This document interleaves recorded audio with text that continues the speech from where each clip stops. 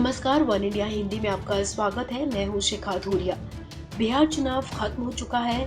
मेरे से राज्य के बिग बॉस बन जाएंगे, लेकिन राजनीतिक पार्टियों के आरोप प्रत्यारोप का दौर खत्म नहीं हो रहा। बिहार चुनाव में कांग्रेस ने 70 सीटों पर चुनाव लड़ा था, लेकिन पार्टी सिर्फ 19 सीटें ही जीतने में कामयाब हो पाई। अब कांग्रेस के इस प्रदर्शन पर आरजेडी ने कड़ी नाराजगी जताई है और महागठबंधन की हार का ठीकरा कांग्रेस पर ही फोड़ दिया। आरजेडी के सीनियर नेता शिवानंद तिवारी ने कहा कि यहाँ चुनाव जोरों पर था और राहुल गांधी शिमला में प्रियंका गांधी के घर पर पिकनिक मना रहे थे। शिवानंद तिवारी ने कहा, कांग्रेस पार्टी महागठबंधन के लिए बाधा बन गई है। कांग्रेस ने 70 उम्मीदवारों को मैदान में उतारा था, लेकिन 70 रैलियां भी नहीं की। राहुल गांधी बिहार में केवल 3 दिन के लिए आए, प्रियंका गांधी नहीं आई क्योंकि वो बिहार से उतना वाकिफ नहीं थी। इतना ही नहीं, उन्होंने ये भी कहा कि बिहार में चुनाव सरगर्मी तेज थी और राहुल गांधी शिमला में प्रियंका गांधी के घर पर पिकनिक मना रहे थे। शिवानंद तिवारी ने कहा कि क्या पार्टी ऐसे चलती है?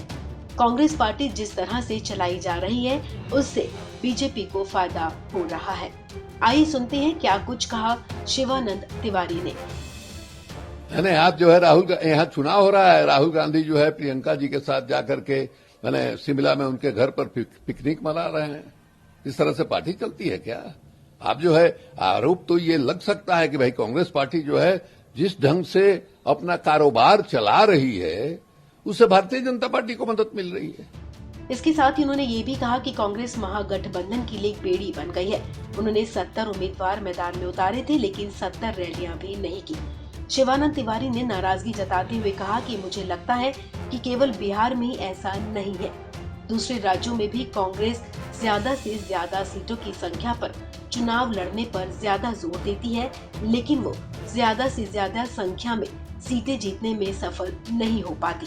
कांग्रेस को इस बारे में सोचना चाहिए। आपको बता दें कि कांग्रेस ने महागठबंधन में आरजेडी और लेफ्ट पार्टी के साथ मिलकर चुनाव लड़ा था। आरजेडी ने इस चुनाव में 75 सीटों पर जीत हासिल की है, वहीं सीपीआई ने 12 सीटों पर जीत दर्ज की है, जबकि कांग्रेस ने 19 सीटों पर ही जीत हासिल की है। इस खबर में फिलहाल इतना ही। तमाम अपडेट्स के लिए आप बने रहिए वन इंडिया हिंदी के साथ।